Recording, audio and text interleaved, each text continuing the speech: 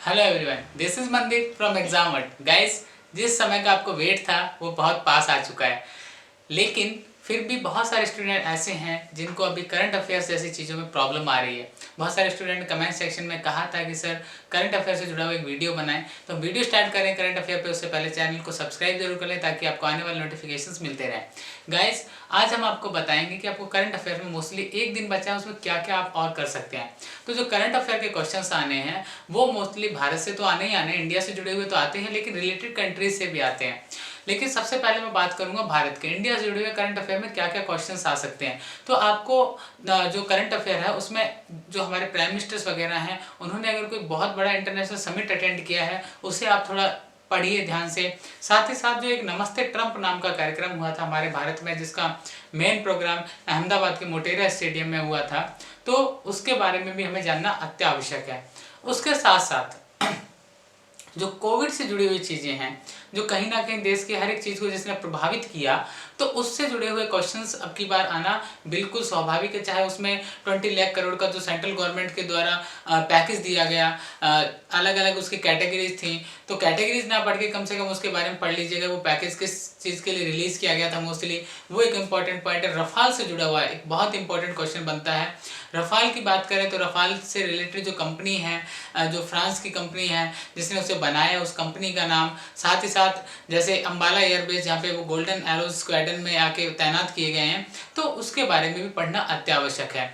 Foreign countries की अगर हम बात करें तो फॉरेन कंट्री में रिसेंटली या फिर लास्ट 5 से 6 महीने जो अगर हम देखें तो मोस्टली तो कोरोना में ही गए हैं, लेकिन फिर भी अगर किसी कंट्री में कोई समिट हुआ या फिर कोई मूवी को अवार्ड मिला, फॉर एग्जांपल जैसे लास्ट ईयर में कोरियन मूवी जो पैरासाइट थी उसको ऑस्कर अवार्ड मिला, वो भी करंट का इशू था। और वो बहुत सारे एग्जाम, बीएचयू के एग्जाम में, दिल्ली यूनिवर्सिटी के एग्जाम्स में भी उससे क्वेश्चन आए थे, तो उसके ऊपर भी आपको ध्यान देना होगा। साथ ही साथ अगर कोई फॉरेन कंट्री का प्राइम मिनिस्टर या प्रेसिडेंट का डेथ हुआ है, क्योंकि आप इफ्लू अगर एग्जाम देखते हैं तो वहाँ पे फ्रांस के जो फॉर्मर प्रेसिडेंट थे उनकी डेथ पे क्वेश्चन आया था, तो उन चीज़ों को भी देखना होगा।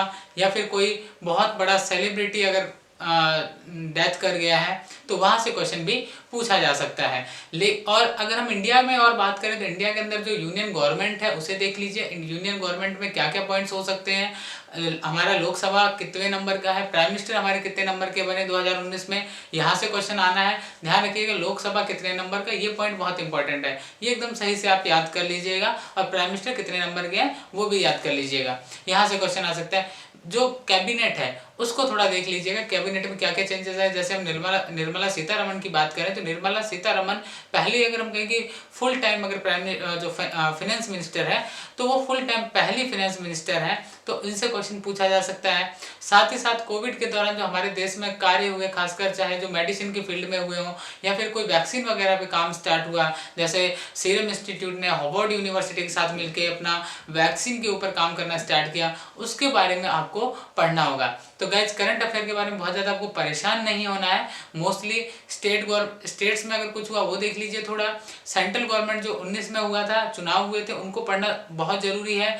अवार्ड्स अगर रिसेंटली कोई मिले हैं, बड़े इंडिया में दिए गए हैं या फिर किसी इंडियंस को बहुत बड़े अवार्ड मिले हैं, उसे भी देख लीजिएगा। एंड हाउडी मोदी पिछले साल हुआ था, लेकिन नमस्ते ट्रंप इस साल हुआ था, तो इन दोनों से क्वेश्चन आने की पॉसिबिलिटी है। गाइज, बिल्कुल भी फ्रस्ट्रेट नहीं होना है, डिमोटिवेट नहीं होना है। मैं हमेशा से कहता रहा हूँ, एग्ज़ाम को बिल्कुल एग्ज़ाम की तरह लें। जो बच्चे एक डिप्रेशन में हैं या उनके मन में डर है कि पता नहीं होगा कि नहीं होगा, तो ये चीज़ दिमाग में से पहले निकाल दीजिए। केवल एक टारगेट रखिए कि हमें जेएनयू क्रैक करना है, मेहनत करना है तो केवल जेएनयू के लिए, और हम आराम से निकाल लेंगे। ये चीज़ हमारे मन में चलती रहनी चाहिए, उससे कहीं ना कहीं हमारे मन में पॉजिटिव वाइब्स आते हैं, सकारात्मक विचार आते हैं। और मैं फिर कहूँगा कि जीवन के अंदर सकारात्मकता ही जीवन में उन्नति का पहला सीढ़ी होता है, और जेएनयू आपके लाइफ का पहला सीढ़ी है। All the best to all of you. लेकिन साथ ही साथ अगर आपको अभी भी क्वेश्चन बैंक चाहिए तो एग्जामवर्ट से आप अभी भी क्वेश्चन बैंक ले सकते हैं। Again, all the best to all of you.